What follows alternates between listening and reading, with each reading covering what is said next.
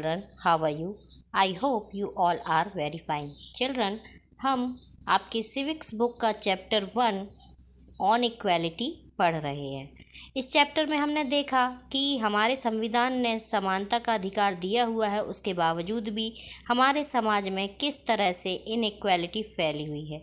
यह सिर्फ हमारे देश में ही नहीं है। यदि आप सोचें कि क्या ये सिर्फ भारत में ही है, जैसे कि हमने दो स्टोरी भी पढ़ी कि ये जो इनइक्वालिटी है सिर्फ हमारे समाज में ही नहीं फैली हुई, सिर्फ भारत में ही नहीं फैली हुई, ये बल्कि अफ्रीकन अमेरिकन्स जो है उनके साथ भी इस तरह का भेदभाव होता रहा है।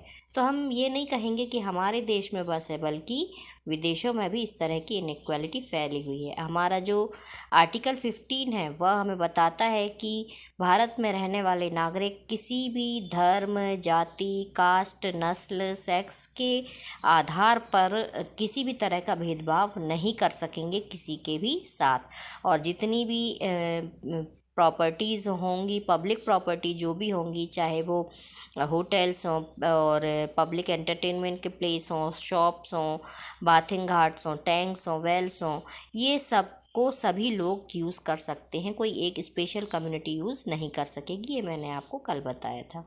चलिए, तो आज हम एक्सरसाइज स्टार्ट करते हैं। तो children, let's start the exercise. In a democracy, why is universal adult franchise important? Universal adult franchise is important in democracy as it is based on the principle of equality. It means that all adults who are 18 and above citizens have the equal right to vote.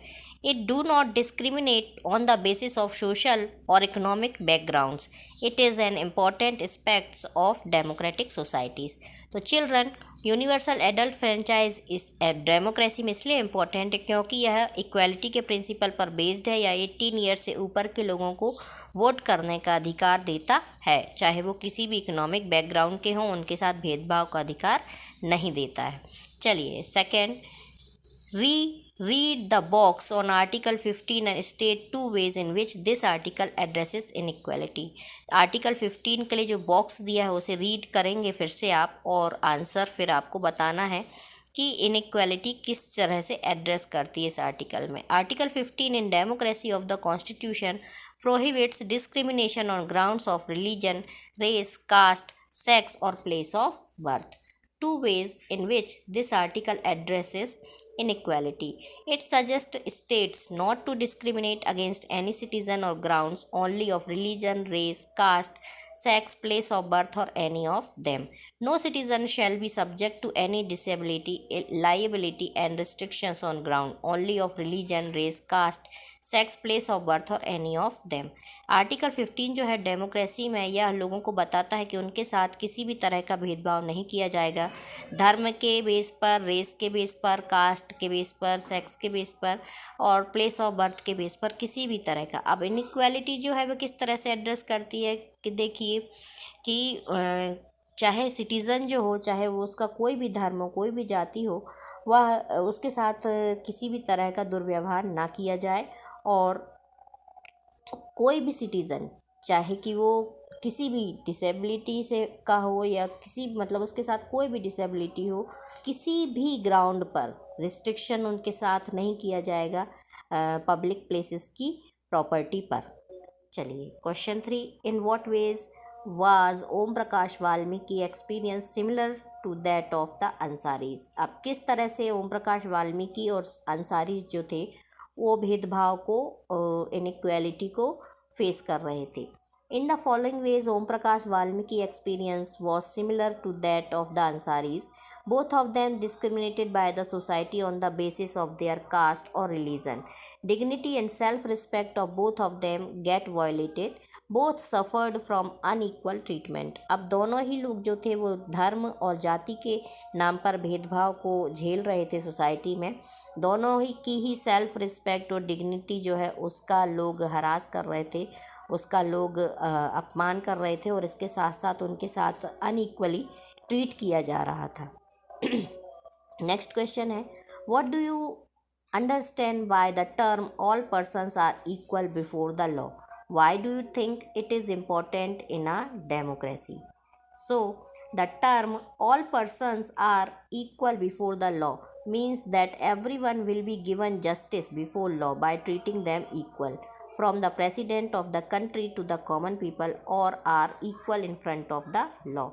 It is important in a democracy because democracy suggests that no one should be treated on unequal basis because of their wealth, caste, color, religion, gender, etc. It also ensures that no one will be given more preferences for the same crime. It provides the people equal opportunity to defend themselves in public court irrespective of their socio-economic position, and it also reflects the true nature of democracy. तो जो all persons are equal before the law जो है, मतलब सभी लोग कानून के समक्ष समान होंगे, चाहे वो भारत का राष्ट्रपति हो, चाहे वो एक काम करने वाला मजदूर हो। डेमोक्रेसी जो है वो बहुत इम्पॉर्टेंट है, क्योंकि डेमोक्रेसी जो है वो हर व्यक्ति को इक्वली उसके साथ व्यवहार करने के लिए प्रेरित करती है। किसी दूसरे धार्मिक और जातिगत भेदभाव के आधार पर उसे अनइक्वली ट्रीट नहीं किया जाना चाहिए। यह डेमोक्रेसी में ये डेमोक्रेसी का रूल होता है। इसके साथ साथ डेमोक्रेसी इंश्योर करती है कि सेम क्राइम के लिए किसी एक को कम सज़ा और एक को ज़्यादा सज़ा नहीं दी जाएगी। जो क्राइम होगा उसे उसी के जो निर्धारित सज़ा है वही दी जाएगी। यह डेमोक्रेसी इसलिए भी इम्पोर्टेंट है क्योंकि यह सोशियो इकोनॉमिक पोजीशन के आधार पर किसी भी के भी साथ भेदभाव के लिए परमिशन नहीं देती है, और ना ही किसी को स्पेशल अपॉर्चुनिटी प्रोवाइड करने के लिए डिफेंड करती है। मतलब ये है कि सभी को इक्वल अपॉर्चुनिटीज़ प्रोवाइड की जाएंगी। जो डेमोक्रेसी है वह हर डेमोक्रेटिक कंट्री में बहुत इम्पोर्टेंट होती है। चलिए नेक्स्ट है, the government of India passed the Disabilities Act in 1995. This law states that persons with disability have equal rights and that the government should make possible their full participation in society. The government has to provide free education and integrate children with disabilities into mainstream schools. This law also states that all public places including buildings, schools, etc. should be accessible the provided with ramps. देखिए, government of India ने 1995 में disability act पास किया, और उसमें जो disable लोग हैं, मतलब मान लीजिए लूले हैं, लंगड़े हैं, अंधे हैं, किसी भी तरह की डिसेबिलिटी है, तो उनके साथ किसी भी तरह का भेदभाव नहीं किया जाएगा सोसाइटी में, और उन्हें सारी सुविधाएं प्रोवाइड की जाएंगी जो कि एक नॉर्मल व्यक्ति को प्रोवाइड की जाएंगी, और बल्कि उन्हें जो गवर्नमेंट जॉब्स वगैरह हैं उसमें रिजर्वेशन भी दिया जाएगा, उनके लिए एजुकेशन भी प्रोवाइड की जाएगी फ्री में, और स्पेशल उनके लिए जो प्लान्स हैं वो बनाए गए हैं। स्टेट गवर्नमेंट में उन जो बिल्डिंग्स हैं, जो स्कूल हैं, उनके लिए अलग से रैंप बनाए जाएंगे ताकि जो वो है आसानी से चल सकें, सीढ़ियों में उन्हें चलने में प्रॉब्लम ना हो। तो अब आप इस पिक्चर को देखिए, और पिक्चर में आप देखिए कि ये बच्चा है, वो पैरों से चल नहीं सकता है, तो उसे कुर्सी में लोग उठा करके ला रहे हैं। तो यह कितना उसके लिए सुरक्षित है, और क्या यह जो कानून बना है क्या उसको यह फॉलो कर रहा है, क्या ये उसकी सेल्फ रिस्पेक्ट के ऊपर प्रहार नहीं है? तो आंसर देखेंगे आप। No, I don't think the above law is being implemented in his case. According to the Disabilities Act, all public places including buildings, schools, etc. should be accessible and provided with ramps, which is not done in this case. Therefore, the building should be provided with ramps to make it accessible for the person with disabilities. Also, persons with disabilities have equal rights, and that the government should make possible their full participation in society. But here, the dignity and self-respect of that person is hurt, as someone is showing sympathy and extending their helping hands.